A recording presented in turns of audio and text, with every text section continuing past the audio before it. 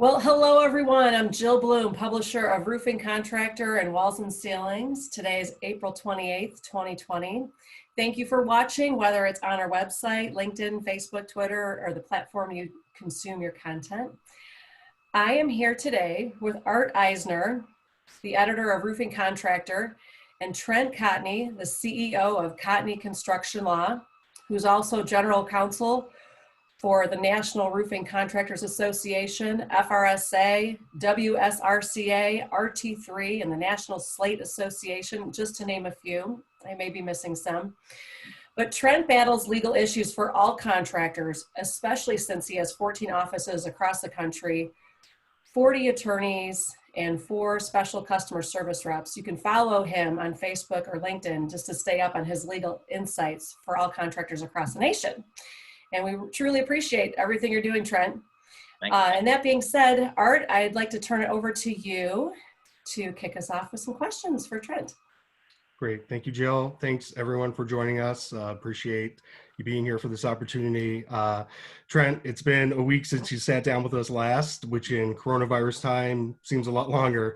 And there's been some significant developments. Let's start with this gradual reopening of some states in certain economic sectors who believe the worst of COVID-19 is behind them. It's early, but what are you hearing from contractors you're working with around the country in some of those spots? Sure. First and foremost, Jill, Art, thanks as always for having me. I really appreciate the opportunity to be able to speak to the viewers out there, because part of the great thing that you guys are doing here is we're helping to educate, we're helping to get the word out. So anything that we can do to help be proactive, I'm all for that. So thank you for that. It's interesting that as these gradual reopenings have, and we're at 15, 16, 17 states have started looking at it. If you really drill down into it, most of the state openings are relatively limited. And, Georgia, for example, had probably got the most press because they decided to open up bowling alleys and restaurants and theaters.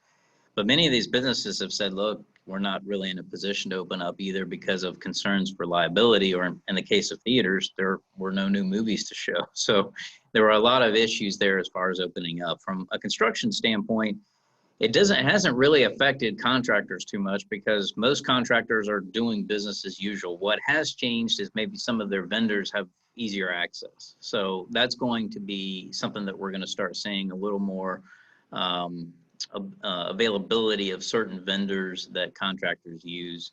And I think it's going to allow the industry as a whole to try to get back to some semblancy of it being normal. Although I think the new world order is going to be much different, and I'm sure we'll talk about that some as well. So, right.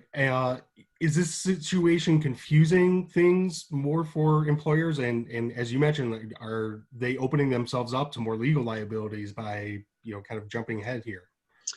Yeah, absolutely. So, my concern, obviously I represent the industry, contractors, trades are where we focus our energy. And one concern that I always have is the potential liability that employers face from employees and their customers for exposure to COVID-19. So making sure that in whatever your state you're in, that you're still following the CDC and the OSHA guidelines. And if you have a state OSHA plan, whatever the state guidelines are for that state is critical. And it's paramount that every employer has really good documentation. And the reason why I'm saying that is because as you start doing return to work for, let's say, your office workers, you want to take proactive steps to make sure that you are not only reassuring your employees of a safe working environment, but that you have something to show government authorities. You have something to show bad guy lawyers if they come knocking on your door, that you have followed SOPs, that you have followed the requirements that both the CDC and OSHA has laid out. And I think that's what's going to be critical as we start bringing people back to an office type environment. Okay. Also, last week, Congress did pass an additional $321 billion for the Paycheck Protection Program. Let's talk about what's significant for the roofing industry about that additional money. Sure. So in the last round of PPP Loan Funds, some interesting stuff that we saw there. First, construction industry was the largest recipient of loan funds. Okay, that's a positive. The negative is that the big banks have just really it's been very difficult for them to process these loans. A lot of internal bureaucracy and red tape has made it incredibly difficult. So, for example, even now I'm hearing the same exact things I heard last week. I've heard nothing from my bank. What's the update? I don't know where I'm at in the queue. Should I apply elsewhere? There's all these questions that are unanswered. And one thing that I can absolutely guarantee with certainty is the funds will run out quickly, probably this week. And there will be a lot of upset people that didn't get their loan money. So I would encourage any contractor that is out there that is considering whether or not to apply quickly, because the loan funds are going to be gone. One other thing I want to mention just briefly is there was some guidance that came out late last week, early this week, that said that you need to be very, very careful and cautious when it comes to these SBA loan funds. We've already seen the scrutiny that some of these larger corporations have received. It is going to be critical that anybody that's taking these loan funds can show that they really need them, despite whatever is in the application that they're stating. So that's something to keep in mind. Don't just get them if you don't need them. Make sure that you have a reason for getting it and that you can show that you have a reason for getting them. And maybe that's a great place to reiterate something you talked about last week.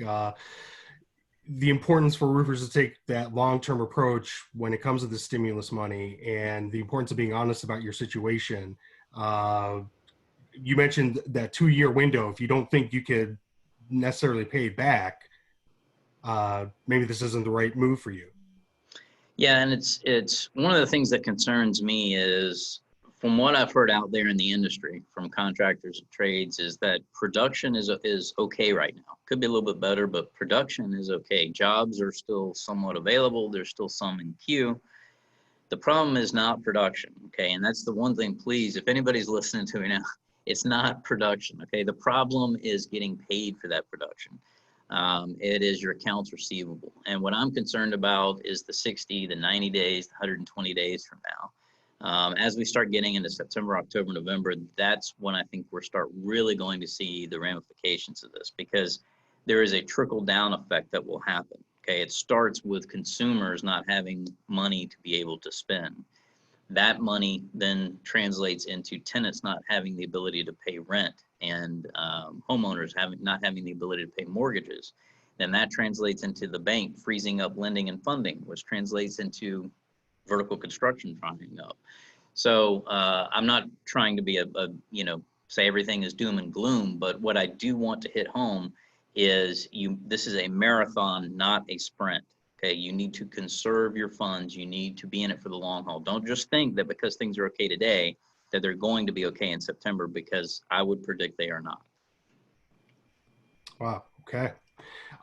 You touched on this also. We've, through Clear Seas research, also looked into some of this, how contractors are dealing with the SBA loans. Our research showed that 29% of respondents have applied and are awaiting approval, and just that 9% have already received the funding. You talked about the most recent money. Is anything remaining from that first wave, that the $2 trillion, or is that already spoken for? No one should be waiting on that either. Yeah, so everything that happened through the previous PPP loan should already, a SBA transaction number should be assigned to it. Okay, so if you don't currently have an SBA transaction number, that means you didn't get a loan. Okay, now what happens with some of these companies that are returning money?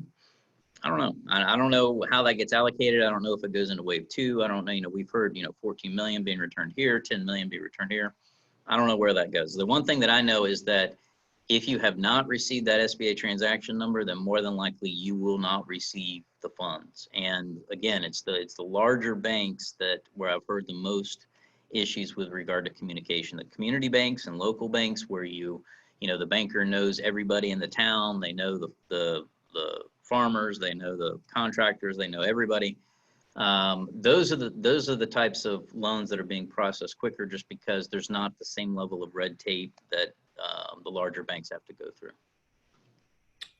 Okay, got it. And perhaps you alluded to this earlier, looking again at that data, comparatively to what's happening with other industries, just a small portion of contractors are saying they've already had to lay off employees or either look at splitting shifts to reduce headcount, on job sites. Is that why we're seeing less of that in this industry? And is that a positive?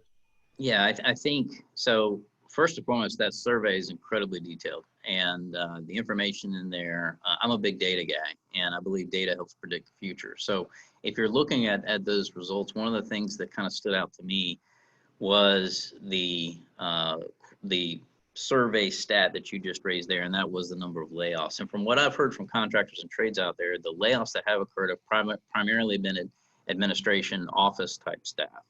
Okay, it has not been crew. Okay, and I think that we will continue to see that. One of the things that we've been blessed with our industry is that construction pretty much can still do work. There are some states that's a little more restrictive, but generally speaking, almost every trade, almost every type of construction has been allowed to continue to do work. Okay, and that has just been a huge blessing for everybody in this industry because it is helping put food on the table of the crew people that need it. A lot of contractors I've talked to, they have seen some jobs suspended. They have had some schedule holes, and they're concerned about keeping their crews busy. So they're reallocating crews to do everything from service work to charitable projects to, maintenance type work to whatever it might be. But again, I think that our industry has probably been the most fortunate just because construction has been insulated from almost every single state. There are a few holdouts, but that's if there's an upside to this pandemic, it's that construction has remained strong so far. Are there some legal pitfalls to getting creative with some of that, splitting shifts, whether it's to keep people healthy or just to parcel out the jobs and make sure, it's better to partially employ somebody than perhaps let them go? Mm-hmm.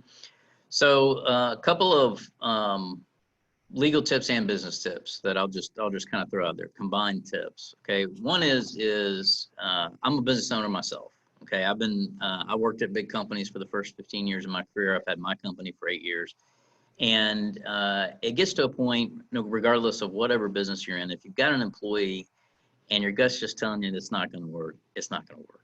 Okay, and a lot of times I've always taken the approach that you're doing that person a disfavor if you're not cutting them and moving them along the way and then getting someone in there that you can work with better. So I would encourage people to take an honest look at who they've got, figure out what they need for operations purposes, and make determinations based on that. As far as staggered shifts and working things around, a lot of contractors have had to get creative because of CDC and OSHA guidelines. One of the things I've kind of talked about recently with return to work is the possibility of staggering shifts. And there's nothing necessarily wrong with staggering shifts. Here's the issue though. The issue is being able to adequately track production, so making sure people are hitting metrics, and wage and hour, making sure that there is a way to track when people are working, how they are working. One of the things that we've really seen a lot of contractors excel in, especially those that are technologically capable, is using virtual systems, virtual software to really track production. For the longest time, working virtually has had its limitations because of inability to truly track production. I think we're starting to see a change now where you can track people, you can technologically micromanage people. It's probably the wrong word, but that's the idea behind it is I think a lot of contractors are embracing innovation now. So it can be done. The downside from a legal standpoint is making sure that you're tracking production, making sure that you're tracking clock in, clock out, wage and hour type issues, making sure that means and methods and quality control still occurs. A lot of times if you're on a later shift that doesn't have the same kind of oversight, you have a QC issue. So, as long as you are monitoring all of that, there's no reason why you can't do both. Okay, and what you're hearing anecdotally seems to, again, back up the research that we saw. The use of online and no contact formats for business decision making is really starting to is outpacing that traditional those offline formats, word of mouth, even print. So that clearly is going to continue to develop. Working remotely, virtual sales, they're here to stay. Right, right, definitely. I think what a lot of contractors and trades have realized now is when a lead comes in, it's not here today, gone tomorrow. It's here today, gone today. So what a lot of contractors and trades are doing are switching to formats like we're on now to go out, grab that customer immediately, because every lead is precious. You want to be able to get your arms around them. You want to be able to convert, because if you're not, you're a dime a dozen and they're going to the next person that needs the work. So people that have their sales force down and have converted from sort of 2019 methods into what I call 2020 methods, which is implementing virtual, implementing email drip campaigns, making sure that you are doing what you can to reach out virtually, are the ones that are going to end up having higher conversions during this pandemic. What does that mean for your profession in the legal field, and for obviously contractors that rely on you guys to execute those deals? Are we looking at virtual courts? What kind of systems are changing for you? Well, there are three industries, probably more than I can think of, that are incredibly archaic. Legal happens to be one of them. Banking is probably another. Insurance might be the third, maybe accounting the fourth. But we are dependent to a certain extent on what the courts say. I was going back and forth with a judicial assistant this morning in Illinois, asking, okay, we've got this hearing set. I understand this is in person in a few weeks. Is there any way that we can do this, telephonically, or we can do it, via Zoom? We don't have that capability. And that's just it, is we're facing a lot of this. But honestly, here's what it is, Art. When I'm thinking about it, I think what people are realizing now is they're looking for inefficiencies. Okay, there are so many inefficiencies in our system right now, and not just court system, but in construction. Everywhere there is inefficiency, programs like this, software like this is taking over. Okay, I can accomplish more in a day sitting here in my chair than I can flying back and forth across the world. Okay, and that's just the reality of it. And I think that is what, when we come out of this, in whatever form we're going to come out of it, people are going to start realizing that. I think we will see court systems change. I don't know, 10 years from now, if we'll have courthouses. I don't think so. I have done arbitrations where I act as an arbitrator in construction, where I do everything virtually, and I have parties in 3 or 4 different states. So there's no reason why it can't be done. I just think it's a matter of bringing everybody to the point we are now. Okay, let's focus on something we posted on earlier this week. It was our first story where authorities specifically cited a roofing contractor in Pennsylvania for violating the state's non-essential closure order. I don't know if you can talk, specifically about what you've read about that incident, but how can contractors kind of avoid falling into similar problems? So my first piece of advice is don't poke a bear. And if you read that article, you'll know what I'm talking about. So I would say this. I would say, if you are brazen about what you're doing, okay, if you've had employee complaints, if you've had previous citations or write-ups, I don't think the government in general is trying to find and cite and arrest people that are in violation of essential business orders. I think you really have to be sort of flagrant about it. So what I would recommend is first and foremost, always follow your distancing guidelines, always follow whatever CDC and OSHA guidelines are for your state. And the reason I say that is not just for the safety of your employees, but for government agencies and, potential bad guy lawyers that are out there looking to maybe file suit for exposure. The other thing that I would really recommend is if you are in a state that has very, very strict guidelines, Pennsylvania is a great example. Okay, and there's been some suggestion that some of these rules, especially with construction, are going to scale back in that state. But you need to be very, very careful. So one of the things that I noticed as some of these restrictive states started popping stuff up is that if you have, there are usually carve-outs for emergencies, okay? And emergencies oftentimes can involve water intrusion. So if you have let's say you were doing mold remediation, or you have a leaking AC unit, or you have a roof leak, or you have anything that involves water intrusion, you may be able to categorize that as an emergency repair. But you need to be smart about it. Okay, the rules aren't 100% clear, and my take home from this question would be, don't be flagrant. Don't, try to do what you can to stay under the radar, making sure that you're following the guidelines to the extent that you can. Okay, and Trent, final question here. You alluded to this earlier about what things may look like in September. Back to our survey, about 40% expect things could get back, they could get back to work within 90 days or so. Mm-hmm. You feel that's too optimistic, and what can you say you were looking forward to? So I always say I'm not an optimist, I'm not a pessimist, I'm just a realist. And I would anticipate that times are going to be tough for a while. That doesn't mean that you can't still have a fantastic year. Okay, I was having a conversation yesterday, and this is the time to hustle. Okay, those people that are taking advantage of this, those people that recognize that in every setback there's opportunity, those are the people that are going to excel, and there's the possibility to have huge profit years this year. Okay, but you have to embrace it. Okay, if you're hiding under a bed and you're scared, and then yeah, you're going to have a really bad year. It's not going to get better. Okay, but if you can pivot, if you can think outside the box, if you can grab that opportunity, this is a great time. That's kind of how we're looking at it here. It's not business as usual. You have to adapt. I preach over and over and over again: improvise, adapt, overcome. Okay, and that's the mindset that everybody that's listening to this needs to have. It's not what worked last year. It's how can I hustle harder? How can I outwork my competition? What opportunities have arisen as a result of this pandemic that we can capitalize on internally and potentially boost our revenue. And then the last thing I would say is there's this panic tendency to take everything that's on the street. Okay, there's nothing that will kill you faster than taking on bad customers.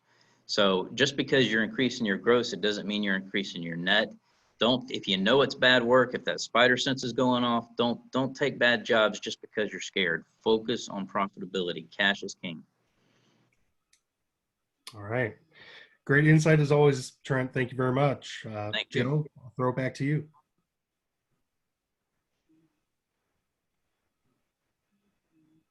Yes, thank you so much, Trent. It's always great to hear your insight and your direction. It's great what you're doing for the industry. I know everyone always has questions, additional questions once we're done. So Trent, can you just tell us what your website is again? Sure, it's cotneycl.com. And you feel free to reach out to us there. You can email me at tcotney@cotneycl.com, or feel free to call our 1-800 number that's on the website. Beautiful. So yes, you can also, for roofing contractor and walls and ceilings, if you can go to the Contact Us tab on roofingcontractor.com or wconline.com, you can reach any of us and we'll help you make sure you get your questions answered. And also there you can make sure you sign up and subscribe for our free digital edition and our e-newsletter so you can stay up to date every time we post a new video with Trent and other contractors throughout the industry, how they're handling everything. But thanks again, everyone, for watching. Please stay safe and healthy and have a good week.